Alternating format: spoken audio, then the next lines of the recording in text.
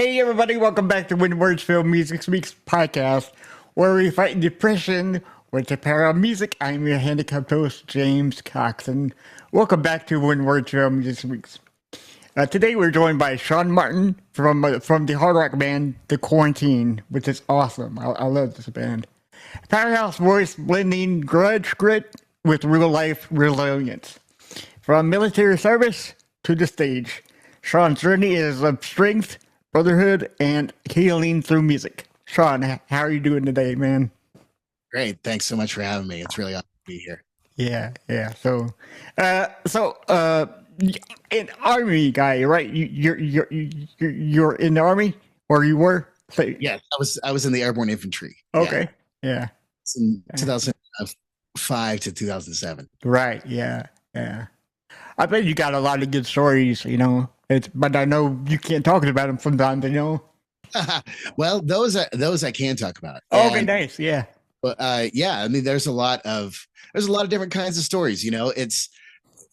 And I'm trying to put them all together into a book so that we can get some timeline, and real in depth into all of the different dynamics that are happening to someone who is a deployed soldier. I think it's a very, just for regular everyday people to know what that kind of life is like. It's at least, people are kind of curious about it because there was really not a lot described about the war in Iraq until it was pretty much all over. And then everything that people were saying made everyone want to run. Right. Really Exactly. Yeah.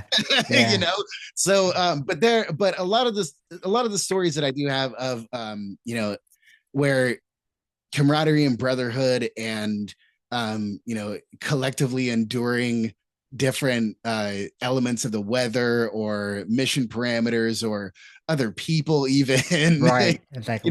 That was a lot of training in Alaska for me, and training in we trained with Thai military. We went to Thailand and trained their ranger unit.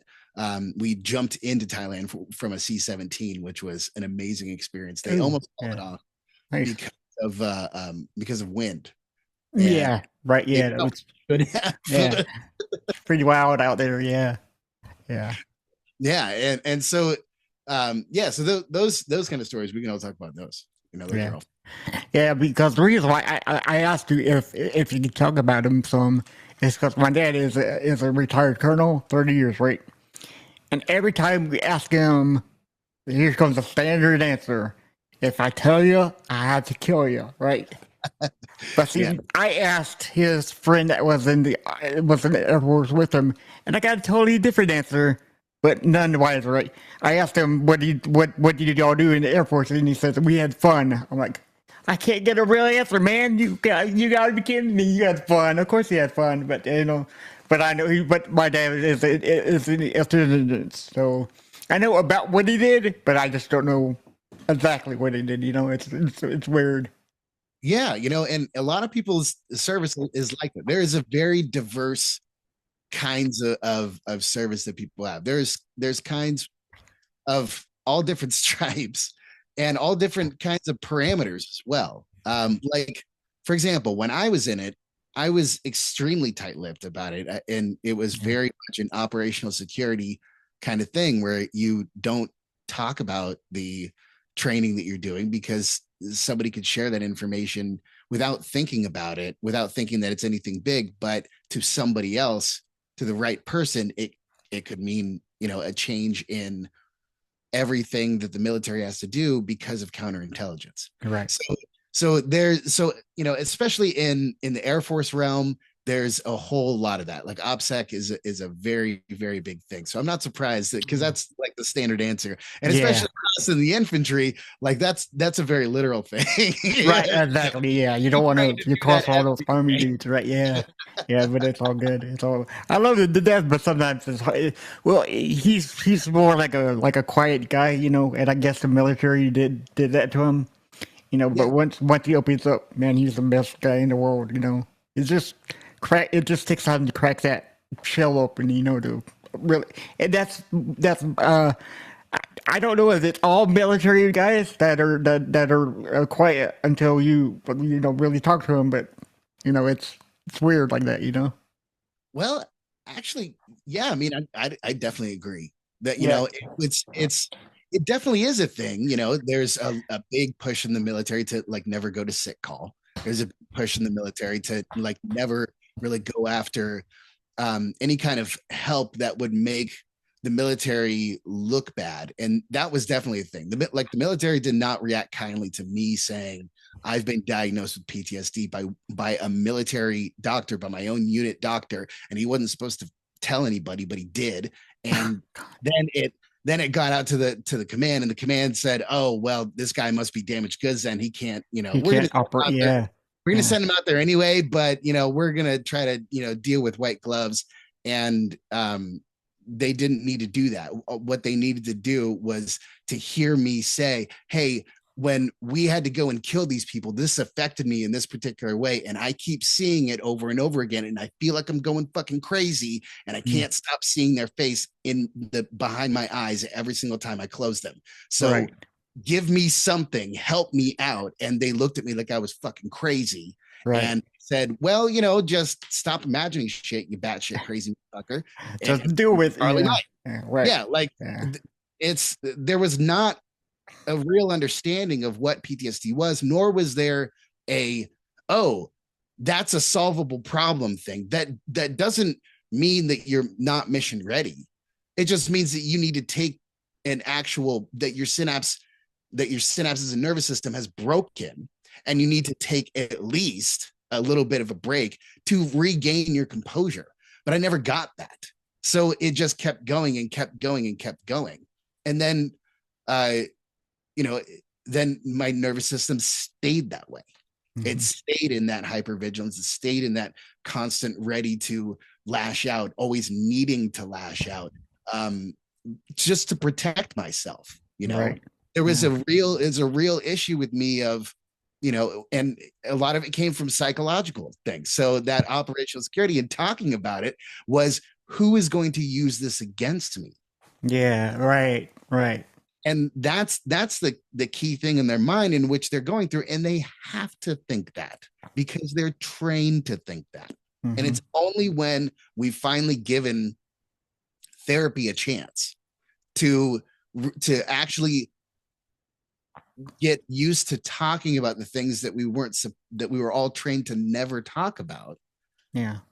then you can start to make progress in that well, that psychological block that stops people from having real honest conversations about something that, as your dad would, for 30 years. Right. Like, I mean, Yeah. that's Yeah. 30 That's a long years. time. Yeah. No, just not talk about 30. No, like you You've got to talk about something. Yeah. yeah, Yeah. yeah. So it's a and I remember talking with this helicopter pilot from Vietnam, and I was just sitting at this. I happened to go in Florida when I was living in Florida. I happened to stay, for the Vietnam Veterans Group, and I ended up sitting next to this helicopter pilot, this Huey pilot, and um, he, I was telling him that I was infantry, that I, some of the different things that I had seen, some of the different missions that we would do, and he was Yeah. like, "Oh man, I would carry you guys out into Vietnam." So there was like an instant connection where he's like, you feel and you understand the human toll and the human cost of everything that's going on. I can relate to that Yeah. now. And so he started to open up about all these stories. His wife was sitting right next to him. And when he got up to go get some water and some more coffee, she leaned over and was like, he has never told me those stories. I have never heard anything about those ever. Wow. How you got him to open up to you, I'll never know, but I'll thank you for the rest of my life for it, because to hear this stuff was, I know him so much better now, and now I know why all of these different things were starting to click for the people who loved him. They started to understand him more and better, and to love him deeper, and it was truly an amazing thing to watch happen unfold in real time, you know Yeah. but it Yeah. absolutely can. Yeah. Human connection is everything that we need, and I think that AI is taking that too far. Well, we'll get into the AI situation later, but so other than outside of music, right? when someone hears the name Sean Martin, who is that person underneath everything? That's a good question, man. Um,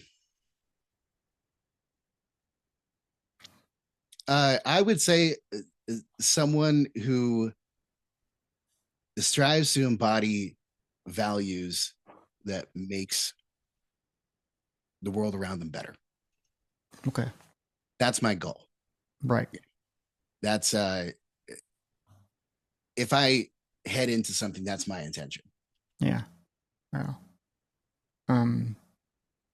So I take it. I don't want to speak for you right now, but when you said you had PTSD, right? So did you write music while you were going through those um, emotions? And if you were, how did it help you get everything out? I mean, because I know it was like a release stress, a stress reliever, correct? Yeah, it Yeah. actually it's I started connecting music to therapy on a dare. Really? Yeah. Oh So no. yeah. so um so I in 2012 I had this temporary psychotic breakdown, and I finally, I went to the VA and started asking for help.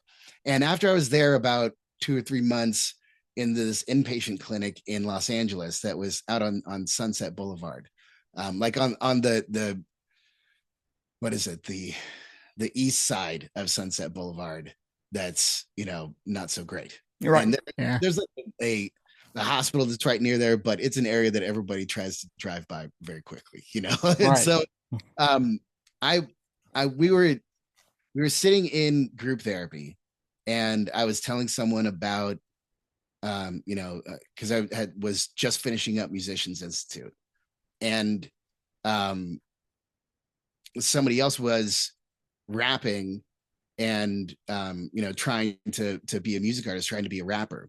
Mm. And I started to give him a little bit of criticism, and he looked at me and said, "Who the fuck are you, man? What Right. have you written? What is and get all in my face, like, and I'm like, oh, all right, well, I'll show you.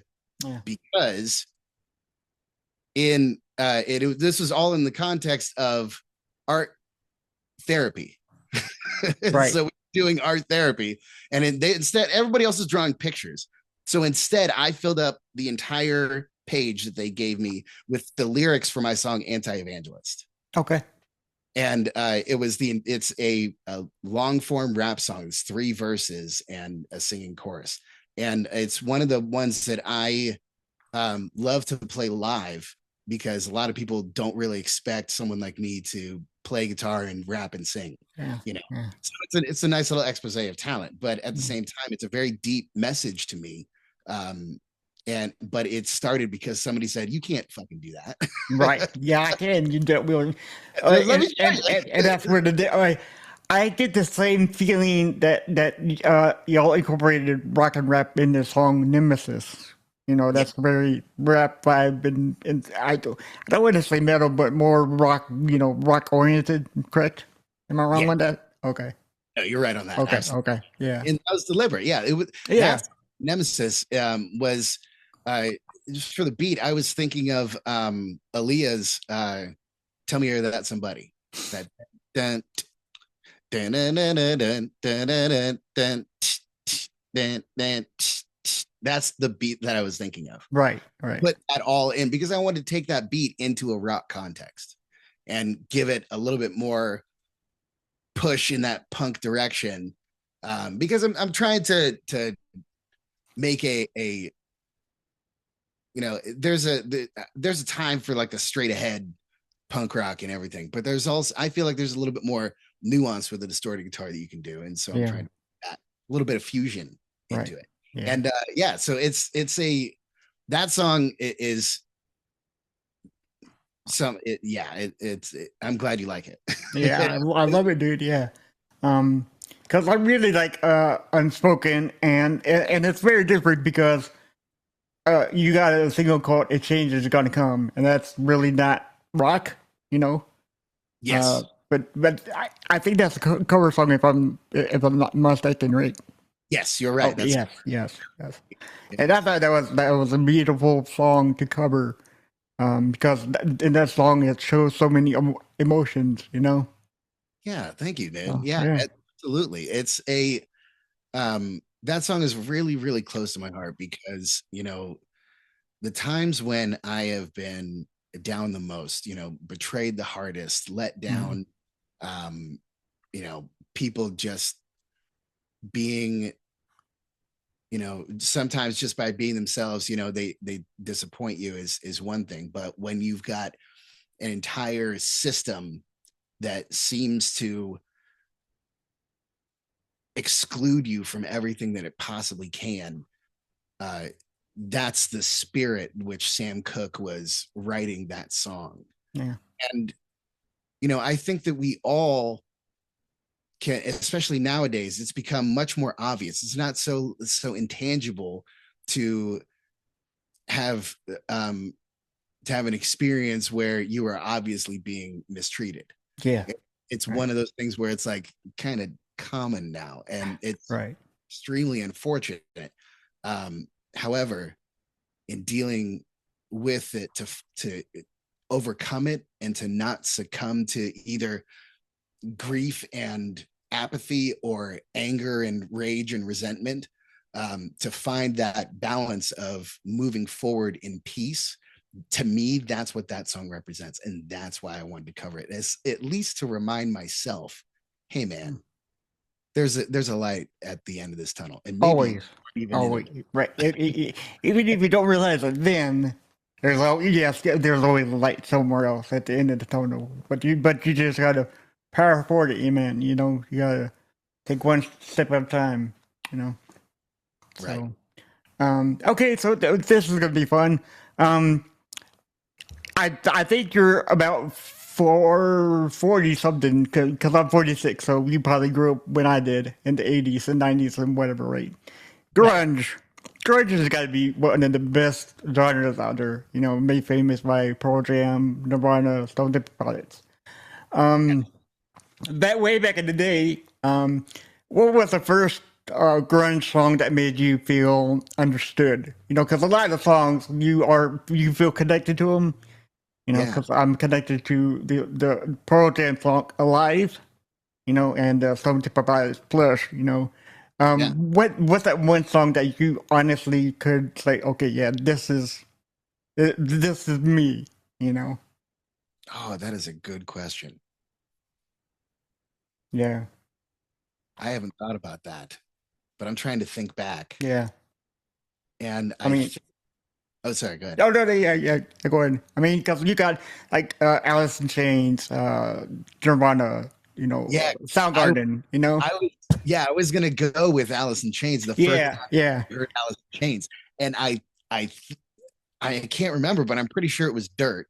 Dirt, yeah, okay, Um, Down in the hole. yeah, I think that was something where it's like the music wasn't just, it was sitting with discomfort, not trying to escape it, you know? yeah, And for me, like I had known grief from a very, very young age. My dad died when I was 4 from cancer, and I saw him dead as a 4-year-old.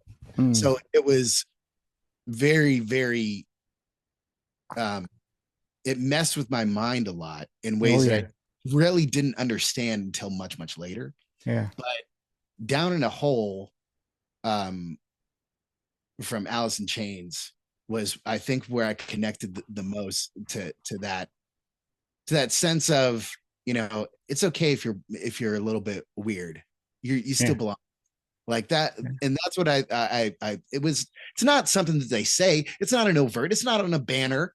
Right, It's yeah, not up behind them, but it's in the music, and that's what's cool about it. yeah.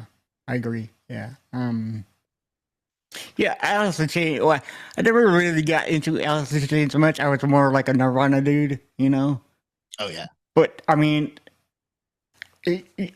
some of the stuff that Alice in Chains is very inspirational and lives up to today. Still from 90s to now. It's Yeah. it's wild.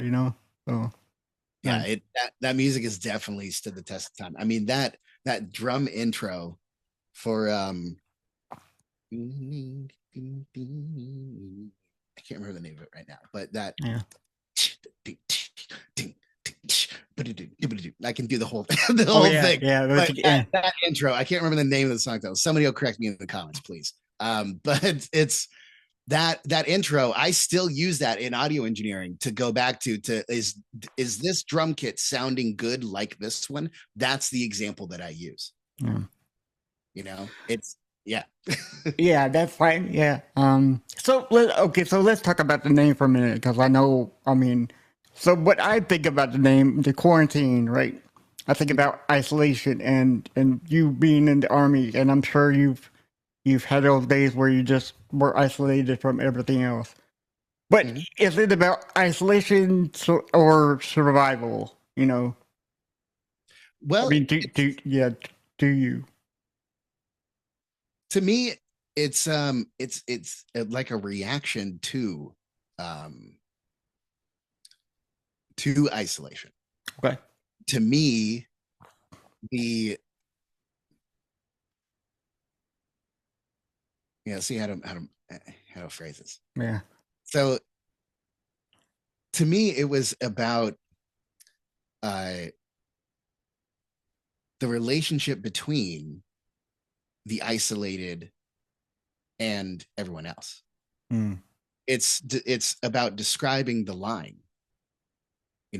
It's about describing how when we categorize is one thing to make a differentiation between things, but a true demarcation and separation Right.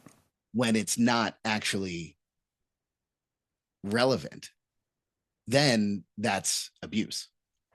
you Yeah. know so it's really describing the it's describing a feeling that I had since I was a teenager of how people will get otherized, you know and they'll be made to feel like they're the other, they're the one that doesn't really quite belong. Usually, black people, brown people, um and minorities, or whatever you want to call it, any minorities in a society.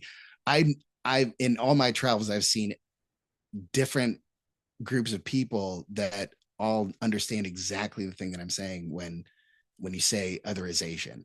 And I thought that the quarantine is a good positioning because it's standing against an idea. It's not saying standing against some person or some thing. It's understanding that it's an invisible force that still holds you back because it's a collective decision. you Mm. know Mm. so it's also to reference the individual interaction with being otherized in society, but also the macro overall relationship Yeah. between the oppressed and the oppressor. Mm. Mm. Nice. Yeah. Um. So going back to your army experience, because I know y'all got military people are so disciplined, right? Yeah, they're the most disciplined people on earth, right? You get it. So did discipline from the military help your music career in some way, or Yeah. did you have to learn some things that don't fit the musical era of your career? Oh, well, there was both. Okay. There was a lot of things like I held on to the 7 Army values. To me, that was the thing that I took away from the military well into my civilian life, to as like a guiding star. you know um but there was a lot of things that I had to unlearn from the military. um, Mm. speaking in acronyms was one of the little things. Yeah. You had to learn And to. nobody outside the military understands, you know. I And it's have like, no idea. you know, no idea. Yeah. Yeah, Yes. that was hard for me at first. I get it now, you know. Yeah. Yeah. Yeah. I remember I had to like start writing them out just to, figure out that I had to do the full acronym and explain to things because I had to stop, explain the acronym, then continue on, then use Yeah. another Yeah. acronym, then stop, explain the acronym, and then continue on. Like by then, I'm like, what fucking story was I saying? Why can't I just write it regularly, man? You're right. Yeah, yeah. But it's in your brain, so you've been trained for that. It's hard to get the brain muscles to think differently from when you did something so long. You know, it's weird. Yeah, yeah, Yeah, those habits are crazy, and it's also crazy how you see it, how they they are able to impress them upon you with all of the different forces going on, and you kind of miss that yeah. because you want to apply it to like force me to learn mathematics in 14 days No, or yeah, something you don't want to do because the military will just put it in a way in which it's operationally functional, yeah. or at least you hope so. Right. Not everything is like that, but usually when it comes to things that I learned in deployment, if it didn't work, they didn't mess with it. Yeah, If you're trying to do something, they're not going to give you the AI generated response that this is the general idea of what you're supposed to. No, it's very specific. This step, ladder, go up it, and you'll yeah. be there. Right. Um, I wish that there was a lot more of that in the civilian world, Yeah. but at the same Structure. Yeah. yeah, that's structure, but at the same time, um, once you get used to blazing your own trail, uh, once you get back in those familiar woods, um, at least for me, I'm kind of like, well, what am I doing back in these familiar woods? I don't Right. really, Yeah. now I need to go off someplace else. So, um, it's, especially it being music is all about discipline Yeah. and um, practice training regimens. To me, I looked at exactly the same thing. The thing that we would take the time to go run a mile Mm-hmm. or 7 miles or 10 miles, we would focus on things to make the training harder so that you train above what the expectation is. And in music, there was the best musicians always trained harder than what was just on the sheet music. Yeah. They would say, I can read this piece of music and know exactly what that is, but can you improvise on top of it? Can you improvise a new section of the song that still goes with it Right. on the fly? How fast can you do that? Right. And that level of it's not like one-upsmanship because you're not trying to like it's Yeah. not like talking. Oh, it's a sharpening of one to the other. And musicians, if they're not like completely ego driven, can do that really well with each other just in guitars talking to each other. They don't need to say anything. They can do a lick that is super hard and ripping, like, yeah, you get it. And then they can speak. The other one can speak with the lick that is either complementary to it, one-upsmanship, or mocking it at the same time. Yeah. You can do it. It's also perfection, you know. Yeah. Artists love. I don't understand why it took Tool 13 years to bring out, Fear and Alchemist, I don't. I get why Guns N' Roses took 13 years to bring out the Chinese Democracy because of the label, But a lot of people are a lot of musicians, and that's good practice, to be a perfectionist. But you can only perfect it so much, Yeah. It's Yeah. weird, yeah. Yeah. And there definitely is a for me, I've taken from this, I've adopted this philosophy Yeah. that if there's there or at least I kind of take this story that at least somebody told me once. But there's tribes throughout history, and Indian culture, in African culture, in Sanskrit culture, in like ancient back in the Babylonian times, like all across the world, where people would show their expertise but do a mistake on purpose. Simply, and masters would do this simply to say there is no perfection. Truly, it is what you make it. If it is what it's supposed to be, then you succeeded. Right. And I like that. That's a, not saying that you have to always adhere to the standard and that perfection is never doing anything wrong. No. It's a true master of anything will try everything and learn everything that they can from everything that they can. Yeah. That's a true master. It's not someone who refuses to test what they know and what they're capable of. A true master will always be willing to educate, inspire, demonstrate, provide some kind of value of some kind. Yeah. That's and so I try to live up to that into everything that I do. And at the same time, I also know when to shut my goddamn mouth. Right. And that's hard to do for most people, Yes. Some people don't know when to shut the hell up. And like you need to really calm down. You're digging a hole deep, But so what is the most healing lyric that you ever written for yourself and for the idea of the fan, So it's a two-part question, kind of, Yeah.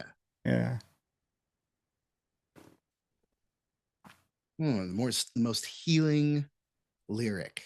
Yeah. Or, I mean, not everybody has one. But, I'm just, I'm thinking. Oh, there's one. I would have to say, I think. Yeah. The Bridge of Nemesis. Okay. Yeah. I'm going to say, see if I can get it, the mentality of it, and remember exactly how it goes. Yeah. The chorus, it's right around the corner, the night around the bend. Oh yeah, I was thinking right before that, but yes. Okay. Too, because that chorus to me is as well very much therapeutic. Right. Okay. Yeah. It may not be healing, but it very much is. Well, yeah. Well, like the therapeutic can be healing. Yeah, but it's one and the same. Yeah. If it's very therapeutic, you can heal from therapy. So most times. So yeah. Yeah. Cool. So yeah, right around the corner, right around the bend. A future with no love and terror with no end. That's what they say to me today with a dirty fucking smile. Because I pulled myself out of fear, been crawling for miles. And there's a real that's awesome, dude. Yeah. That hits deep. Yeah. And I think it tells a story as well. Just the chorus in itself. Yeah. And you can really get the visual imagery of this world is so terrorized all the time when everything that we do, I see advertisements as terrorization because they're terrorizing you into buying something. Right, exactly. Yeah. They're like all the time, that's why I don't have cable. Really. It just feels good, but you're still being terrorized. It feels good, and they're saying you don't look as good as you're supposed to, so buy Evian. That's still terrorization. It doesn't matter if it's said in ASMR. It's still not good for you. Right. So our entire society is driven by these things. Billions of dollars are spent every single day just to make you be afraid of who you are. And I wanted to try and relate that into a song so people could understand that feeling, that emotion, because it's like we become numb to it. Yeah. How do we just ignore that? How are you supposed to just walk around and ignore that once you become aware of it? I never understood that. I don't know how it's. But I'm one of those guys who's screaming at clouds. Pissed off at everybody forgot about the rules. Right. And also that people. Why aren't people more pissed off? Yeah. Those are usually my three things. Those are my Yeah, problems. but that yeah, that's weird because people should be more, pissed off about the world and what it has become, but Yeah. nobody wants to speak up. I guess it's Well, yeah, mm, there's a I think that there's a lot of people speaking up. And yes, well, it's yeah, it's just there is a lot of fear. And it's important to address it. right, And I feel like I'm definitely one of those people to address fear, right, because fear was one of those things where it became your companion. It became your best friend when you're walking on patrol in Iraq and waiting to get shot at or blown up or mortared or anything. And any of those things can happen to you at any given time, and you have zero control over it. Then right. fear becomes your best friend. Yep. So I wanted to try and I definitely want to try and outreach into the communities to try and get people to understand their fears, to stop running away from them and start facing them. Because if we can face them, they can start understanding a whole hell of a lot more about yourself and the world and everything that's out there. Yeah. Looking on your website at thequarantined.com, is you support Free to Love movement, which is speak up about individuality and bully. And that's kind of what we're talking about, Yes, Yeah. yes, absolutely. Um, and now that we have seen the use of the largest bully pulpit in the entire world as an actual bully pulpit, I think more important than ever than for people to understand how to successfully fuck up a bully, Right. because Yeah, it, right. it's it's not, because the first thing that you want to go to is you want to go, just give me 5 minutes alone. You want Mm. to go Pantera with it. And I'll drive you through here with music, Yes. right? You Yeah. want to go Pantera with it. You want to say, domination, give me 5 minutes alone, however, 5 minutes 5 alone. minutes Man, I alone. love that, man. So That's the you best want to picture go there. Yeah, yeah. there, but that feeling, if you repress it, then in the end, it becomes fetishized and you want it to happen more and more, that you're just trying to run away from it. Yeah. My suggestion is to use it as an influence into what you want the outcome the peaceful outcome to be.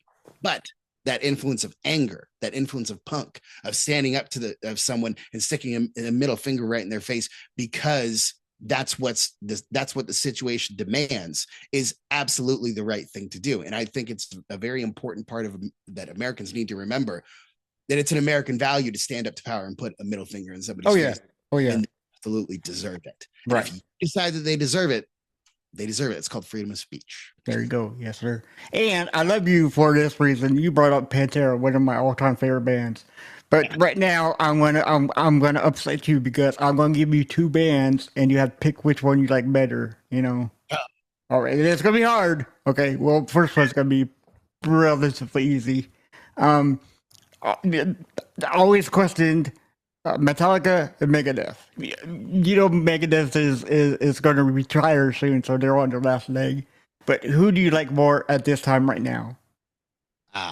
Just overall, like as an overall feeling, not anything specifically about the bands. Overall, I'm gonna say, oh man, I know it's hard, dude. Because both bands have like legendary careers. yeah. I mean, the honestly, the discography, because you can go back and forth with it. You can go back and forth with it in like 6 or 7 different ways. Yeah, You know, that's what makes it so tough. yeah, Because honestly, each one deserves its own pantheon for its yeah, own different reasons. And I think that, that at least one of the harder things for Mustaine to deal with, and what he's been open and talking about, was his perception of always having the grass is always greener right. affecting him, because he's always comparing himself to Metallica instead of trying to create for himself, from himself to himself. Yeah, And that was one of his biggest challenges for him to try and overcome. And dude, I feel that. Like Yeah. that's for real. However, on the opposite side, James's story of all of the influences and the pain that he had to endure over 40 plus years with his family, of never understanding him, of never helping him, of never giving him the things that he really needed, influenced him into a dark, dark place that made, and recovery from that made him who he was. That story, Yeah. man, like that is one for the ages, and where they've both ended up, in all of our hearts as two of the greatest rock bands of all time. Yeah. It's I've honestly, heard. I'm I going to go out on a limb, and I'm going to make a decision here because I like Symphony of Destruction that fucking much. Yes. I'm Yes. going to say Megadeth, Yeah. and I'm gonna hope that people understand. Oh, I'm sure. Yeah, because yeah, that is hard. But for me, I will agree with you because consistency is king in my book. You know, and Megadeth has always delivered like one or 2 years new album. You know, Metallica that they don't, and I don't know why it's taking them so long to release a new album. But I did hear, and I was interviewing an artist, and they said Megadeth, Metallica can't do a good cover of Megadeth, but Megadeth can do an extremely good cover of Metallica. You are right, actually. Yes. Yeah, yeah, yeah. Cause think Yeah. about it. We're right because Ride the Lightning. Come on, man. That's one of the yeah. Yeah. That's what I'm gonna say. Ride the Lightning. You know. And once you start to get used to what the Mustaine songwriting style really is, and you Yeah. go, oh, you see it. That's right. Yeah, and you can Yeah. see it in the eras, and you're like, oh yeah, like, and Hetfield has his own. He has his very own distinct songwriting style, and I do with like a Marvel's What If kind of. I want to get a watcher and like Yeah. find a universe where Mustaine and Hetfield didn't fight at all, and they Right. totally made a 40-year career out of working together and writing some of the best, craziest, like hugest rock music you've ever seen. Yeah. That I wish we could find. Yeah. Also, begs to ask, would they create the same music we have now from both ends? You know, Yeah, in that 40 years, you know, I mean, because, totally different outcome, I don't know. yeah, absolutely. So, yeah. It's that's right there is a band worth making. Right, exactly. Yeah, yeah. Whoever is so inclined, that's your new band idea. There you go. Yes, exactly. All right. So, Deftones or Incubus? Oh, Incubus all the way. Incubus, I was, really? yeah, I was never much of like it took me. I had to try to like Deftones, and Oh, I okay. don't know why. I don't know why, but I can listen to the entire discography of Incubus backwards and forwards all the time and never get tired of a single thing. In fact, I've I've got a cover set of 3 hours that I have just ready on command usually, and Incubus is at least 3 or 4 songs in it. Yeah. Yeah, Deftones has this really melodic, slow vibe that I know that everybody can't get behind. But yes, Incubus really blows everybody out of the water. I don't, but Deftones, the Incubus is kind of like a stalemate for me. I can't really pick the best. I don't know. Yeah. But I lean towards Deftones. I don't know why. I just think that the White Pony album is like the greatest album of all time. But yeah. that's I pretty mean, hard. you're not wrong. Like No, that's the yeah, thing. I realize that White Pony is a really great record, and I've listened to it, and I've still been like, meh about it. But I see exactly how and why, and especially when like that music was a perfect companion that was different, but still in the same new metal yeah, vein that was going on at that time. right, And like, I love the concept of Deftones, but I feel like they this is a hard one. Like, mm, I feel like they found the thing that they do, and they did it. Like Incubus started out, and then with an idea in the same like new metal vein of using the turntables and finding those kind, and but they were like jazzing it up and less so like that doom, Yeah. Right.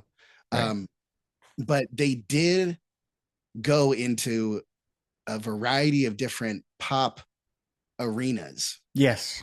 Yes. that I don't think the Deftones musicians could follow. Right. They had to do what they did and they did it well. Yeah. But I think there's a different level of musicianship Yeah. Right. with Incubus. And I would I don't know. I would compare it to like Boston, man. Like to me, like Incubus and Boston, even though they're entirely different eras, the mentality of it is what they're going after. They're all extremely great musicians, and there's like 6 or 7 of them, and it's like, how do you combine all of this talent into one thing? Yeah. That's the problem with Incubus, but it wasn't much of a problem because they used it as their strength. There we go. Right. So I got one more this or that band for you, but I think you're going to hate me after all because we're going to do the ultimate battle between. Now, you can say both, okay, because I totally understand if you want to say both. Pantera or Lamb of God? Oh, that one's super easy for me. Okay. Pantera, yeah. Oh, that not to say Lamb of God, as anything, but oh my God, Pantera was it, yeah. Yeah, I mean, and here's why. And this is something that I have been a proponent of because I've been a vocalist, and it's one of those things where it's one of those little vocalist pet peeve quirks, I guess. The thing that I don't like about Lamb of God is the fact that they didn't show any true vocalist musicianship. Everything that they do that I've ever heard of Lamb of God is straight up the Cookie Monster vocals. I haven't ever heard.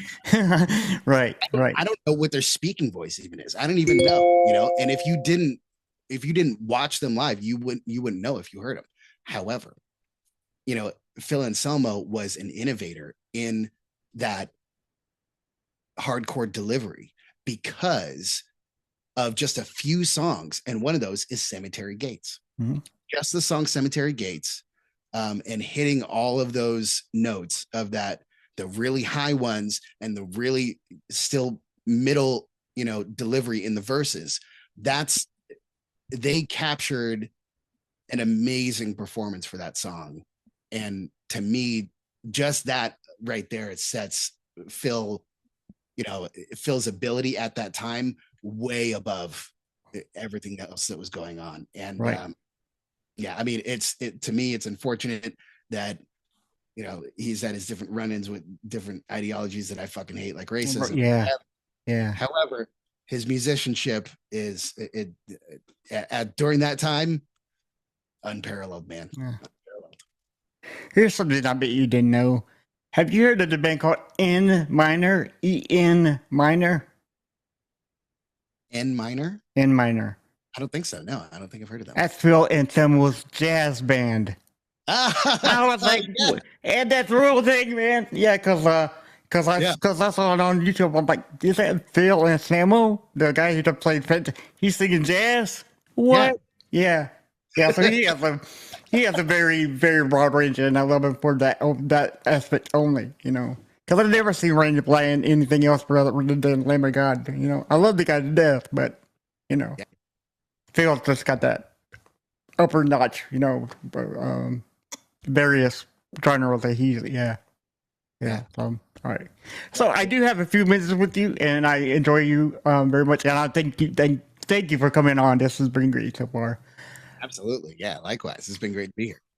Okay, yeah, thank you so much. Okay, so we're going to do a quick lightning round, and then I got 2 more questions after that. Okay. All right.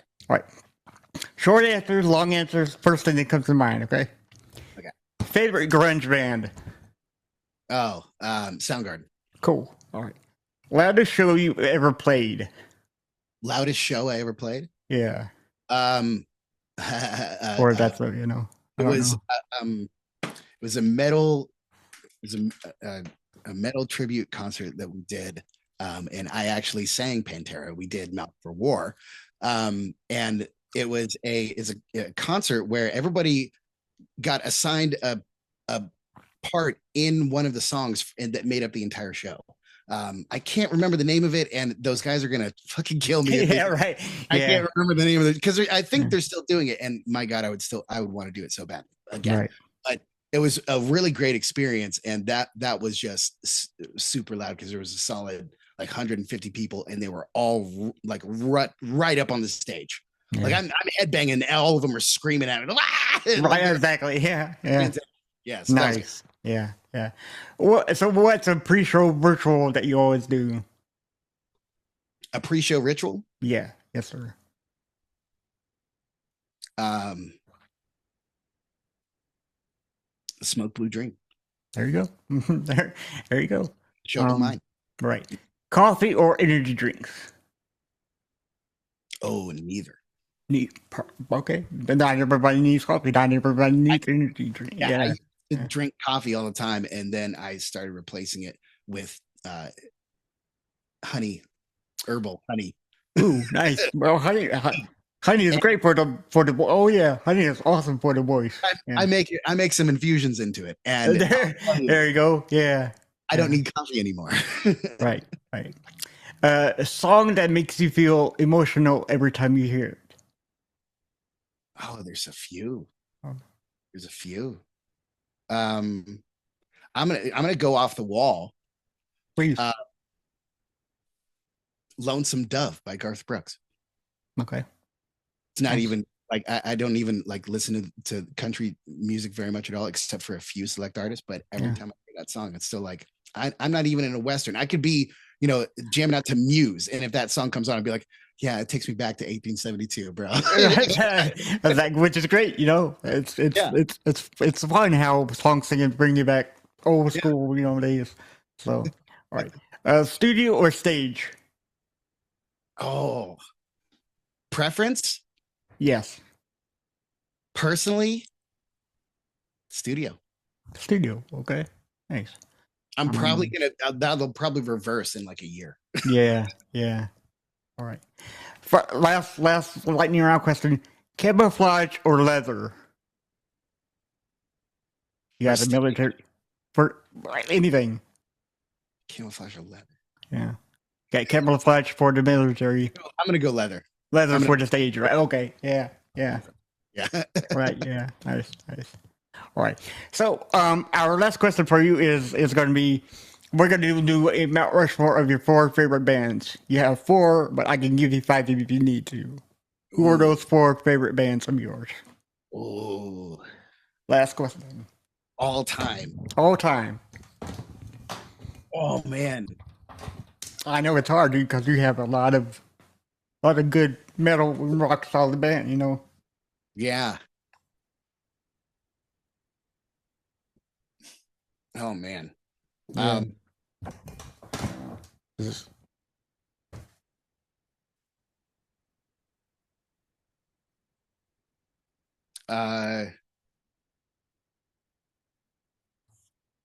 I think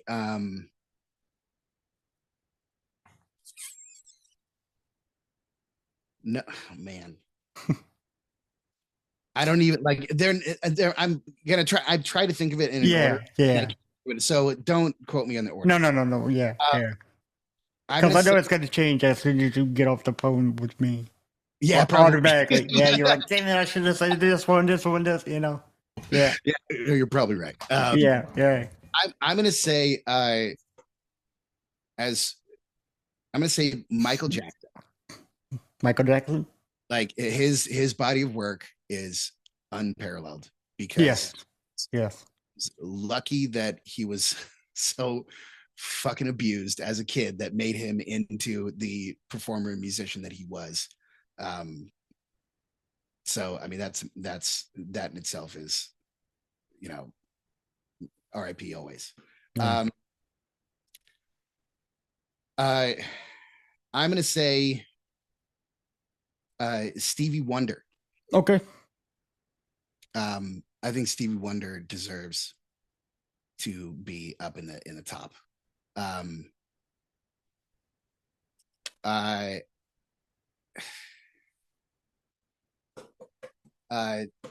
Soundgarden. Yeah. And then I'm gonna have to go with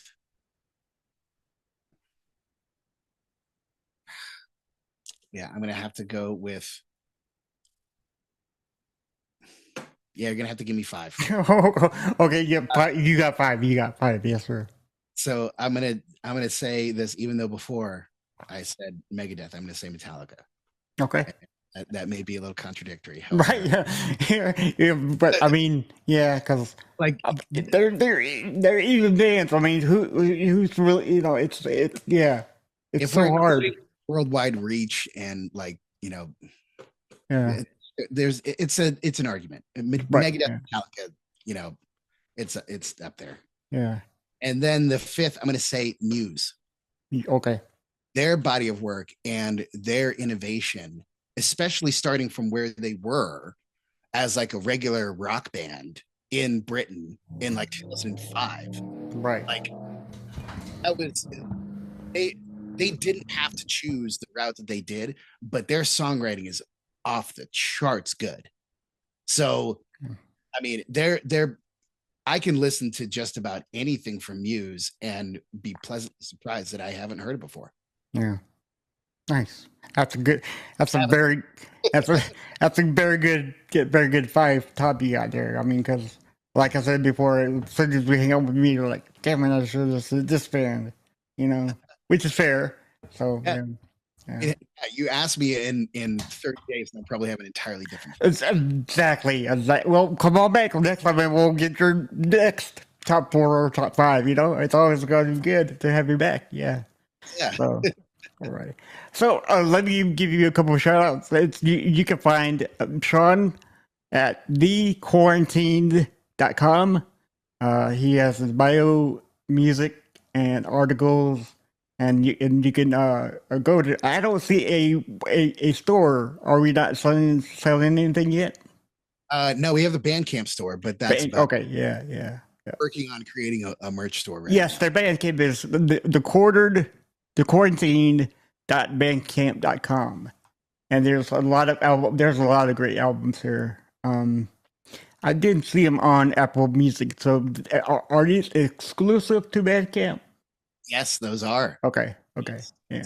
Only a version to normalcy has been released in that way. So I've been using Bandcamp as like a testing ground. Yeah. And the first take of things usually. Yeah. Bandcamp's really going, coming along nicely. It's really becoming the number 1 platform now. So yeah. So I do, and okay. So do you live in Nashville? Yes. Okay, so I gotta contact you later because I am coming to Nashville sometime this year. So we gotta